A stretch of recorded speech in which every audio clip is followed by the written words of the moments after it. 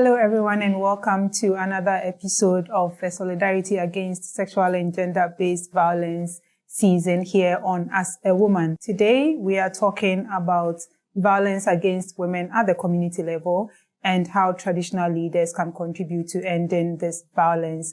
I am joined in the studio by Nana Esi Ninson the 8th. She is the Nymphohema of Ekumfi traditional area and the Ozikrohema of Ekrofo. Nana, welcome. Thank you very much.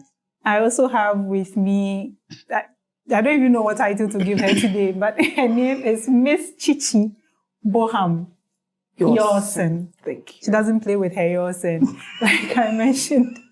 Chichi, welcome. Thank you very much.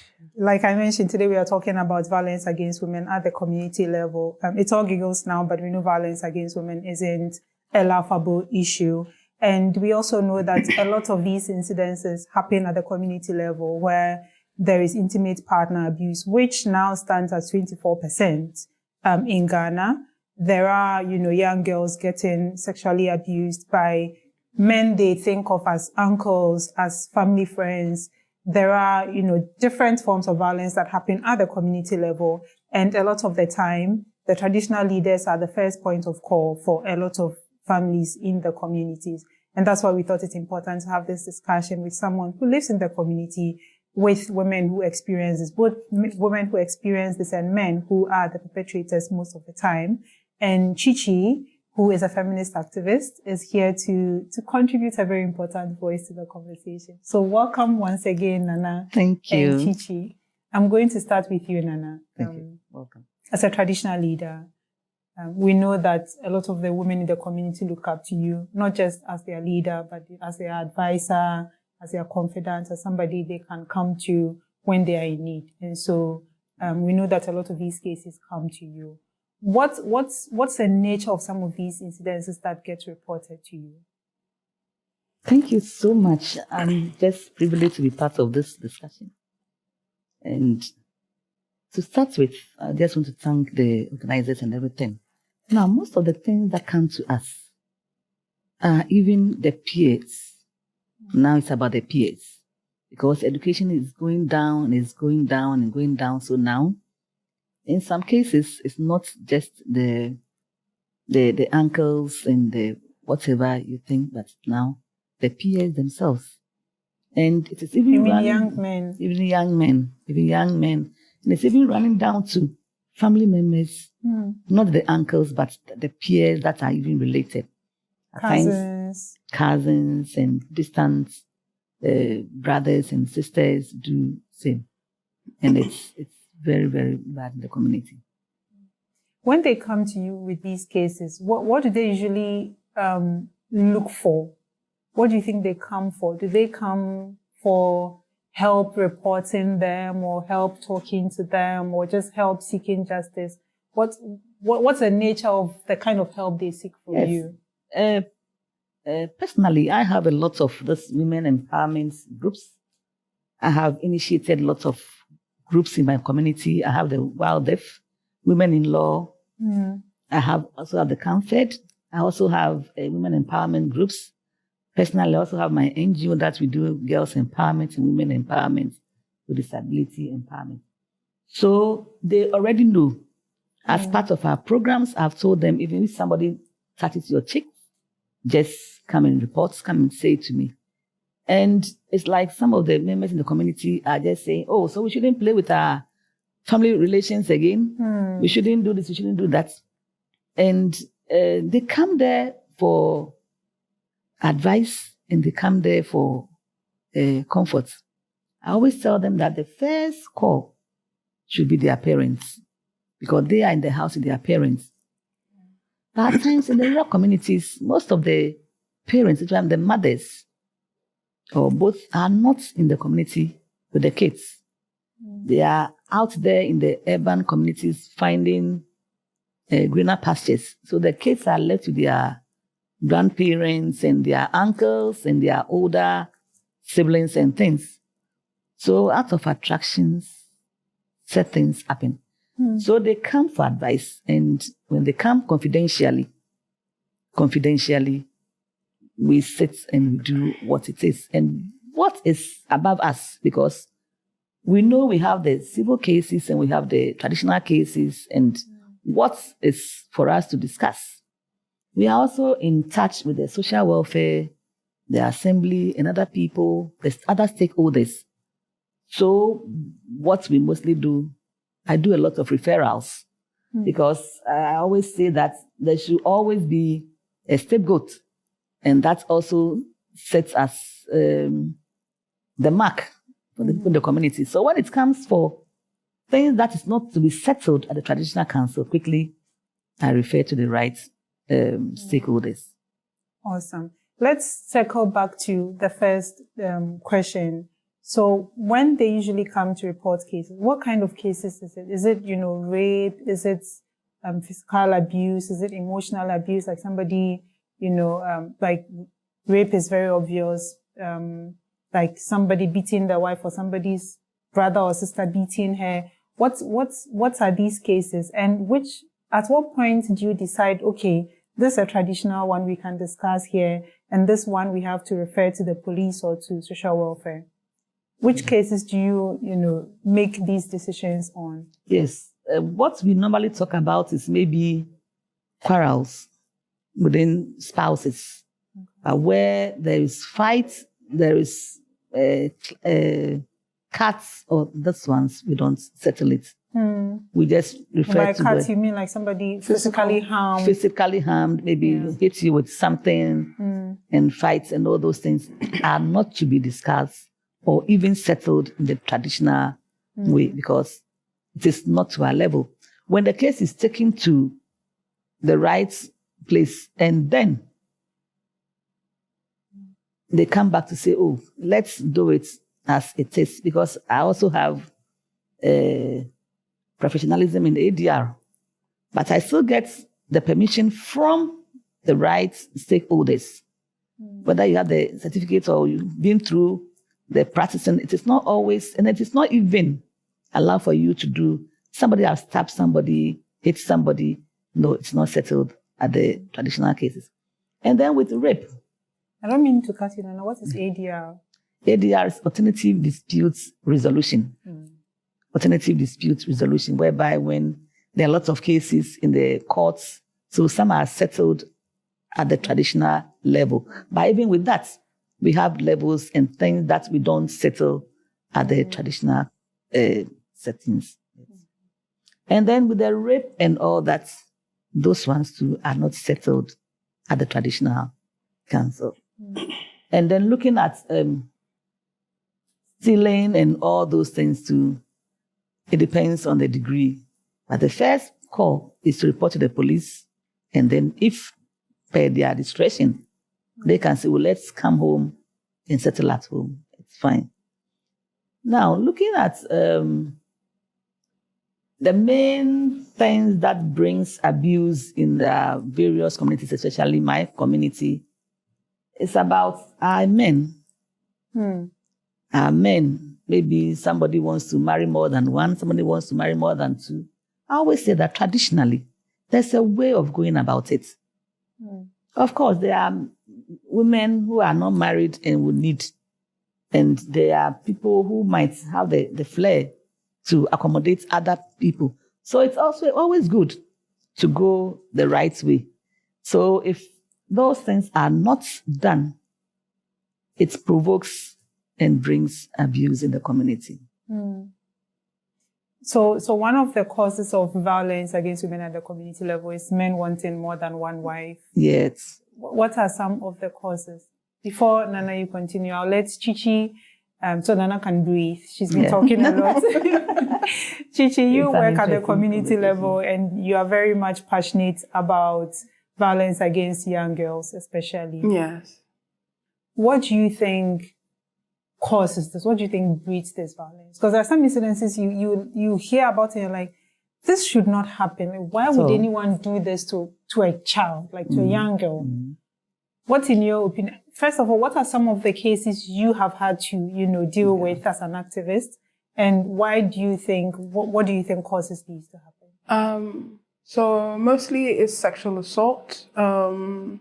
than the men just abusing their wives, right?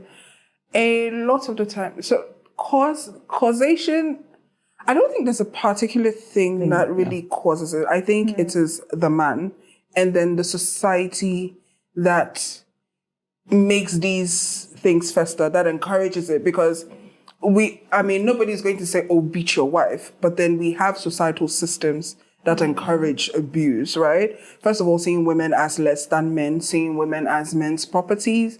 Do you understand? Seeing young girls as auxiliary human beings because they were born to help the man, help in the house. Those kinds of things. The sexual objectification of women and girls. Then purity culture. Because men feel like the younger the woman is, the more desirable she is.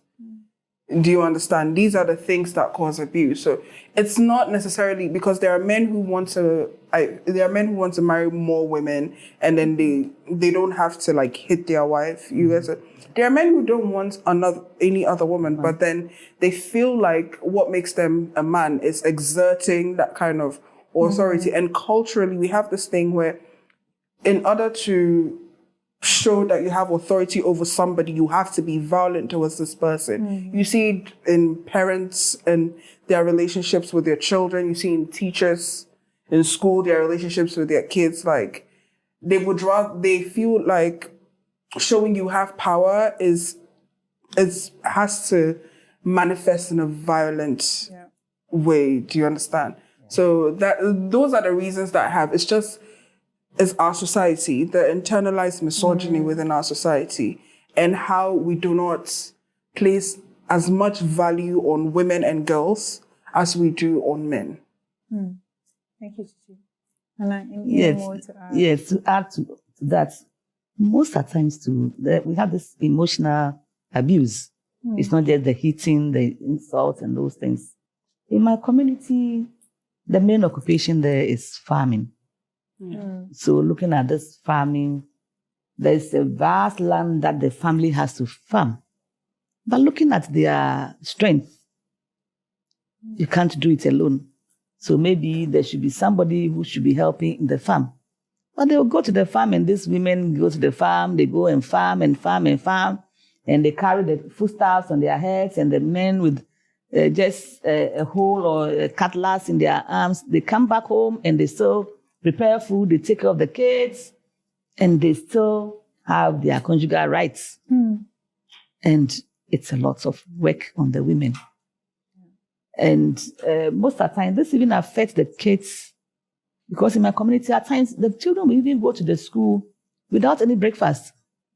They'll tell them to go and come back during break time for your food. And look at a combination of timetable for the kids. It's not a distance from the house to the school, though, but going to school without, at least, they grow cassava, they grow maize, some porridge, but that means it's not there. So the emotional abuse is also on the increase, the emotional abuse. So this also leads the young girls to go look for other people, and at times they themselves give themselves out because they needed it. They needed it. Some are using, like, some in other communities or in communities, they don't even have the money, or the parents don't have access for them to even buy sanitary pads for them. When we were young, we were taught the traditional way, but now you can't do it. Just imagine somebody using cement paper for as sanitary pads. She said, oh, my daddy is a mason, so when he comes from work, we just clean and we use it. Then these young girls also go to the farm, they just cut the plantain stalks, wash and dry, and they use us. And the worst affected are even the disabled, the persons with disability living in the rural communities. And so if you can crawl or you can walk or get by and get something, the emotional abuse, because there are also not schools there for the persons with disability to attend their right schools. Maybe somebody with visually impaired or hearing impairment, there's no such school in the community. And most of them, too, the emotional abuse, they are neglected.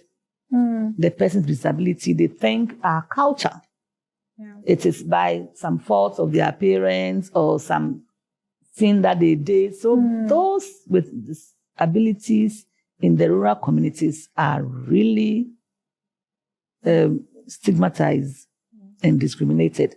And it also affects their emotions. And so they grow with it.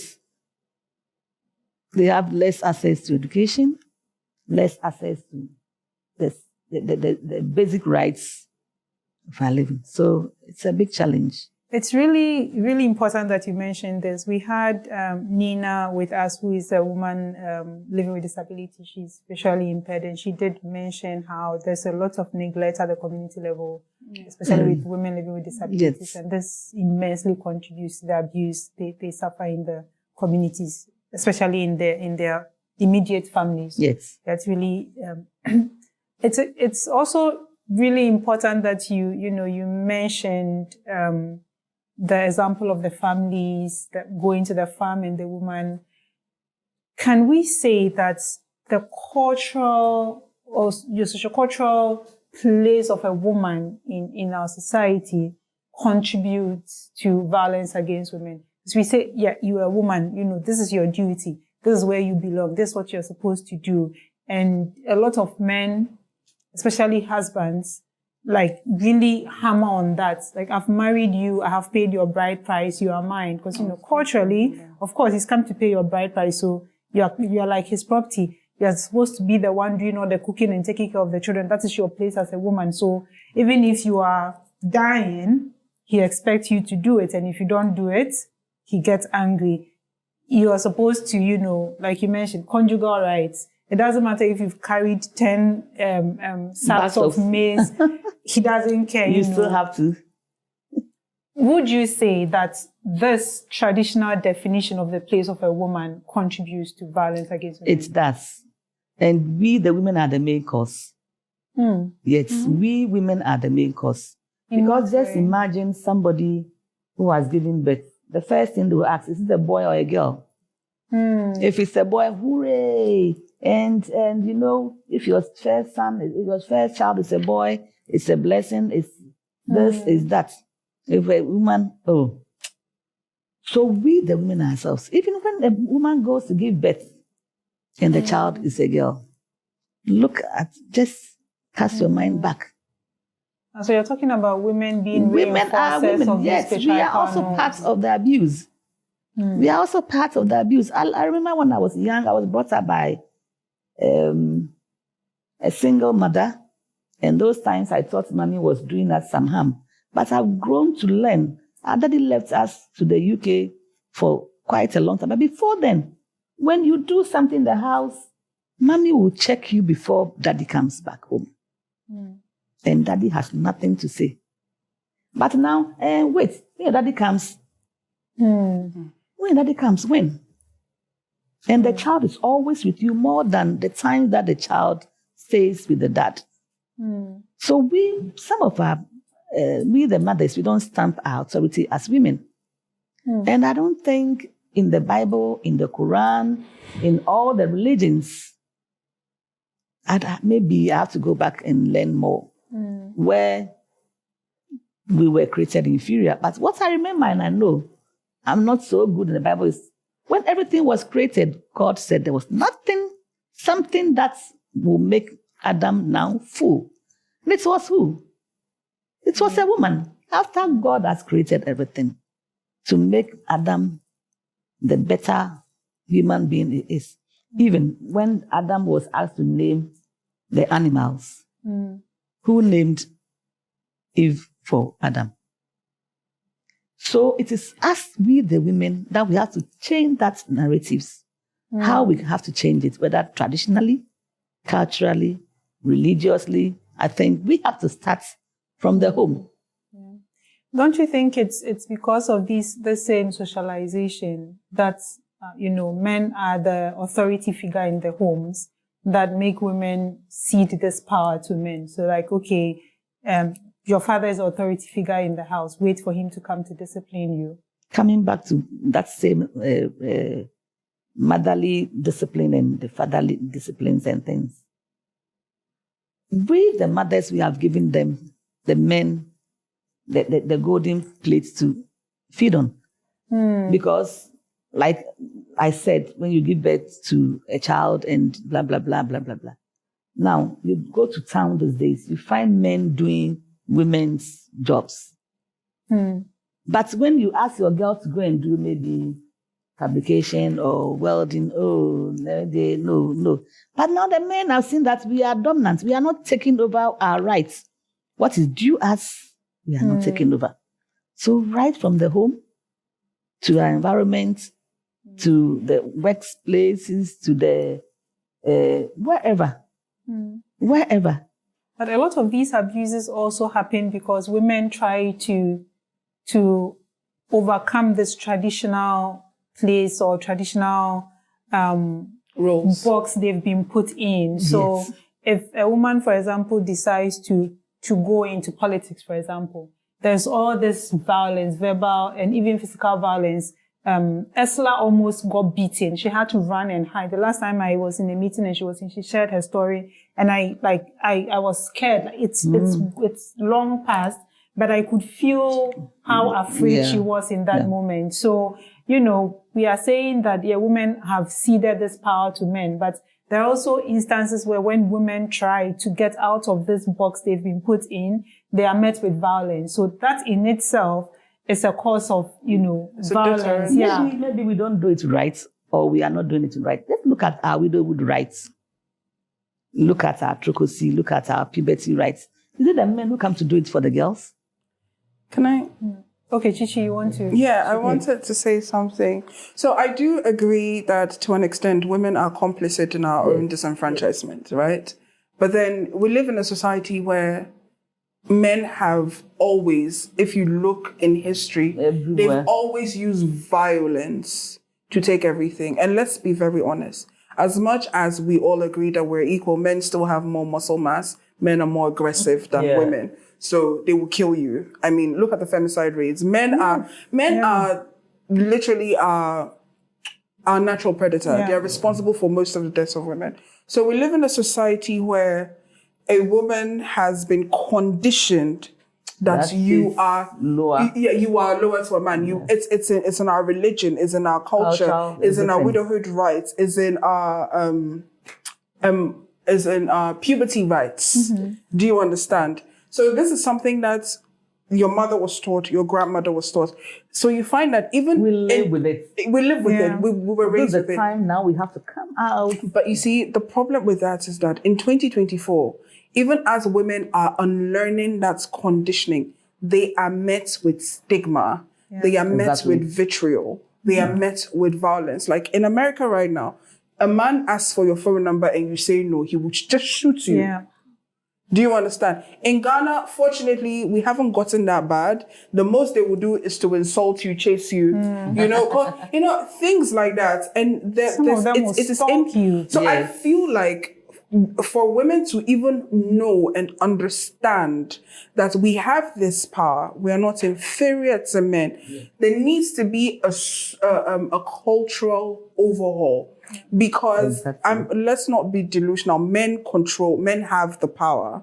Men control the government. Men are the traditional leaders. They control everything, right? And in different societies, you find that when people have power, it's very difficult for them to cede that power. Do you understand? Everybody, if you capitalism, any type of social construct, you have people who have power refusing to cede it. So as much as women are complicit, they are also a victim. So I feel like a lot of the times we center these conversations with what women are going to do, what women are supposed to do. We forget that the men, they are the main cause. They are the main problem. They need to unlearn. They need to do some introspection. Do you understand? So that we can work hand in hand. There has to be like a social, societal, like mental shift. Reorientation, yes. So that we can both work hand in hand so that our children and then the generation will not have to fall into the same dynamic that we have fallen into. Sorry, that's what I wanted to add. Yes. I'm really glad. Okay, well, coming to my points and what is added. So it is time for us now as women. It is time for us now as women to take our roles. And that is what is difficult for us, or what we do, and we are still abused, and we are still stigmatized, and we are still discriminated. It will take a while, but we are more than the men. And I'm so happy we have a lot of women into activism. And I know as we've started now, people will follow suit. Because even the traditional setup, even now we have women who are chiefs. Yeah. And they are changing the terrains. Yeah. And those times, there are women, queen mothers, you don't even hear of them, you don't even see them. Most are just there at the palace. But now, you see the women, the queen mothers coming out, and they are doing a lot of projects, especially with girls empowerment and women empowerment. To take time, but when we have people like you, people like us to move on, let's piggyback on that. It's really great that you mentioned. I have personally encountered a couple of you. I have met you. I have met Nana Esi. I know Nana Window is all over the place doing the most, and I love her for that. That brings us to our last point of discussion. How important is the role of queen mothers in ending violence against women? And in what ways can you and queen mothers like you achieve this? Thank you very much. There are lots of activities we can do in our various communities, just as other queen mothers are doing. A program like puberty rights. Some of our cultural practices, some are outmoded. Some can be modified, and some culture can be is created. Dynamic, we say. Yes, culture is dynamic. So those times, the puberty rights and things, we can modernize it. And that also is a good education for the girls. Now, our widow rights can also be modified. Even going into marriage, there are things that can be modified. And so, as queen mothers... What can you give examples of some of the things that can be changed about these customs? And practices? With the puberty rights, those times, this girl has to be a virgin before she can go through the rites, and they are barely half naked. You can have the program. The education is more important. What is the importance of the puberty rights? It only keeps the girl to keep her virginity till she gets old and marries. And so when you have such programs, and it shouldn't be just puberty rights, but it should be related to keeping the girls as virgins, and then choosing their spouses, or even getting their right careers to perform. So with this puberty rights, you can add maybe career counseling. Maybe you can also invite a doctor, a gynecologist, somebody to come and talk to them. You can invite somebody who has the knowledge of how to groom the kids. I would personally advocate for the virginity parts to be taken out. Yes, me too.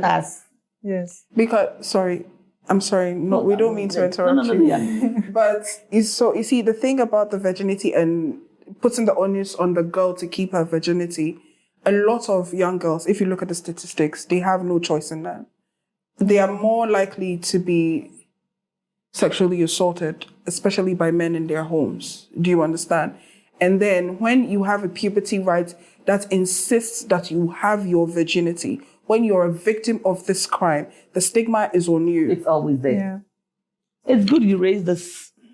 Now, like I said, culture is dynamic and everything is changing. Yeah. What is virginity? Virginity can be some. After I sit here, I'm also preserving my second virginity. Yes, I'm preserving my second virginity because yes. So how can the girl be conscientized to know what is happening? Yeah. She even has to know herself. It's interesting to know. That's 2 weeks ago, I was discussing with one of our queen mothers. I don't want to mention her name. No problem. And we have our corners that we discussed. And she was like, this time, this is the first time I'm having orgasm. Can you imagine? And she has 4 kids. Wow. And she has a grandchild. So these are the things we should be teaching the girls to know themselves, to know how to take care of themselves. So preserving your virginity doesn't mean, in quotes, but the girl should know herself better. Yeah. Now, when you don't even preserve yourself and you go in, you know this health-wise, if you even get pregnant at this younger age, giving birth and all those things, so the girl has to know teach them what safe sex. She should know herself. Yeah.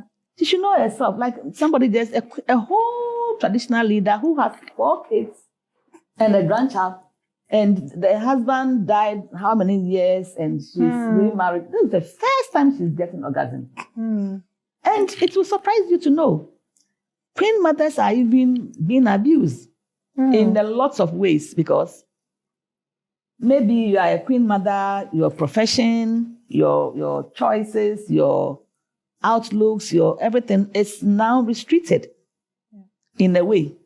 Now, if you are going out, you need to present yourself because you are representing a family, a community, a region, a nation, and all that. Now, just imagine if you don't have any good job, or as I came here, the medium of expression is English. Yeah. There are lots of us who are being abused in one way or the other. So that also can be preserving your virginity. Now we have these adult schools and all that we have to do. But how can somebody who has no idea at all? But thank God we have this homemade knowledge and wisdom that some of us have been groomed through. So there are lots of things so the puberty rights, the widowhood rights, our marriages, our culture, our cultural food. I don't remember the last time maybe you took your local Fancy. Ep6. Ep6 Nantitin. When was the last time you took some? Last week, actually. And you not Was that Ep6 with And yo, Ep6 na fancy. Now we don't even teach our kids our cultural foods. So they've also adapted the foreign, and it's also affecting us. Our games were all types of education. It was leading us to the mental. So those times when we're having 2 times 2, 3 times, it was part of it. Because the amped that we played, the 2 months, the things that we do on the floor that we do, that this time we don't have it. And so everybody, spell me this, the child is going to look on the phone to spell what. Yeah. And let's look at what queen mothers especially can do when these incidences of abuse are reported. We know that a lot of the time when they come, some leaders would say, oh, even if it's like an incidence of physical violence, right? Like rape, like being beaten, being physically assaulted. There's always that thing of, this is your family, or if you let's settle it at home. And it causes a lot of problems. It's kind of, it's actually emboldens perpetrators because they know that if they do take it to the family. Yeah, it will be a family matter. Let me assure you that this time, the 21st to the 2nd century traditional rulers that we have, there are different batch of traditional rulers. Because if it's you and you don't act well, your other colleague, your other queen mother or king will caution you. And now, even the people in the community, like for me, I'm the Zikruhima in my community. I'm in charge of 3 communities. So just imagine the other clan chiefs, the Bushuapeng, and all those things. Now, if you don't do the right thing, the children themselves or the women, they will not even confine in you and bring their problem to you. So if you are a traditional ruler and you are there, even those out there can read your mind. So now the traditional leaders, I'm not speaking for myself, but now majority are up on their toes. Because we ourselves are abused. Can I ask a question? So when it comes to the female traditional leaders, how do you people protect yourself? I'm asking this question because there's a queen mother I can't mention the area, that I have had conversations with. And one of the biggest issues she has within her community is sexual assault of young girls.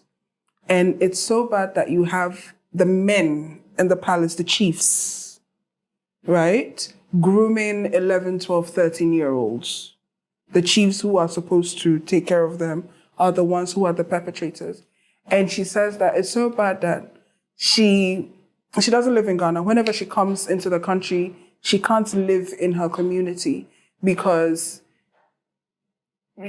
she gets a lot of vitriol from the men who are the traditional leaders because, and I'm going to use the word she used, they say she's putting sand in their gari.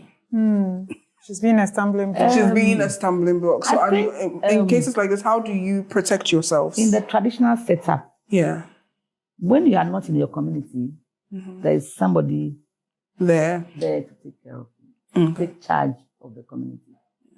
And then I will also advise that she gets those perpetrators out. Because it is affecting her, it's affecting the community, the girls, and even the guys in the community, it's affecting them. Since somebody has reported and reportedly reporting to her, means it's going on. Yes. So she should confidentially work on it. This time, there are lots of ways that you can sort your chiefs. Your chiefs you can get out. them dethroned. Oh, yes. Oh, okay. No, it's confidential. You know the names, you know them. Yeah. So you can report to a higher Yeah. chief or even the same jurisdiction and then have your facts correct. And, Okay. But when you sleep over it, you yourself, you are hurting yourself. You are hurting. And if you are a traditional ruler, you must be with your people. So if because of job or because of marriage, because of something, you can't stay in your community, it doesn't mean you're putting sand in people's gari. So she has to confidentially put them out. Get them She out. should definitely report them to the police also. If not, the next thing will be with her. That's true. Yeah. So she should work on it. Yeah. She can talk to me in confidence and I'll try and do that job for her. We'll talk after this. Yes. Yes, we definitely are carrying this conversation out of this space. It's been a really interesting, eye-opening discussion with you, Nana, and with I'm Chichi. grateful. I am still saying that the virginity bit should be taken out of the Yes. yes, The girls should be educated to know themselves. Yes. Exactly, Nana. That's Because if what somebody it should has be. 4 kids and she's now experiencing orgasm, I don't see. Women's That is sexual. why I Women's, said- this is very important to Nana. It's very important to me as well. And Chichi and I have had a conversation about women's sexual. The girls should be educated to know themselves. Exactly. Because they can't even know when they have their menstrual flow. They don't even know what leads to what. And then at times, like I said, because of something, they take advantage of the girls and abuse them. Chichi, our time is up, so I won't let you speak. I just want to ask one very, very important question. Quick one. I know our time is up. Quick. So, what are the traditional rulers like yourself doing in educating the young boys on their interpersonal relationship with young girls? Because it's very important. I always say that when you advise the cats and you leave the mouse, you've done nothing. Sure. And when you educate all the girls and you leave the boys, at their age, they'll go and marry those on cultured guys. So me, I work with both. I educate them, I run programs for them, and I advise traditional rulers because they are future leaders. And even in the palace, they should know the things that are there, the things in the community. They should know when and how things should be done in the community. Because I'll be happy if I'm old, or even I'm happy when I go to my community. I see all the guys in my community as good, they have a good standard. And then maybe today, they are the people who even help. I went to a program in Ada, and you know what? It was the guys who were giving us information about the girls. They traveled from Adan to Ashiama to Nima, and it was the guys, the boys in the community. So I work and I advise all traditional leaders to work with the youth, especially. What they know, we don't know. And what we also know, they don't know. So it needs the two of us to join to empower ourselves in the community. Thank you so much, Nana and Chichi. That was indeed a very important question that I left out that I should not have left out. Thank you for fishing that out. We've been talking to, and I have closed my book before checking Nana's name again. It's the same name. We've been talking to Nana Esi Ninson the 8th, the Nyimfahima of a Kumfi traditional area, and the Ozikro Hima of Ekrofo. And today I co-chaired with Chichi Boham Yorson. We've been talking about ending violence against women at the community level. Nana has spoken to us about some of the incidences of violence that are reported to her and how at the community level they've set up a very effective system to deal with the issues they can deal with at their level as traditional leaders and refer those that needs to be taken care of by social welfare or by the legal system. We've also talked about how important it is to amend some of our unsavory bits of some of our cultural norms like puberty rights, the widowhood rights. And I'm still insisting that the bit about virginity should be taken out of puberty rights because puberty culture we know has been very harmful. Let's focus on teaching girls how to, understand their bodies, know themselves, how to plan for their lives, like Nana mentioned. Those are the important things they need, in their lives to advance as young girls going into adulthood. And so this brings us to the end of our discussion. Thank you so much, Nana. Thank you so much, Chichi. Welcome. What we are taking out of here is I'm using Nana's words, inclusive approaches to ending violence against women is very important. As we advise the cat, we also advise the mouse. So as we advise women to take care of themselves, we advise men to understand women's bodily autonomy, understand that they don't own women, understand that the traditional role of women in society isn't helpful. It's discriminatory. It's derogatory most of the time, and men have to step up and also, do their bit by avoiding abusing women under any circumstance. No situation is justifiable for anyone to abuse a woman. This has been our last but one episode on this season. We'll come your way again with our last episode. Do stay with us. Get interactive with us on our socials at Yebetumi on Instagram and at YebetumiGH on X. Get to our website, www.yebetumi.org, to learn more about us, and catch you again next time.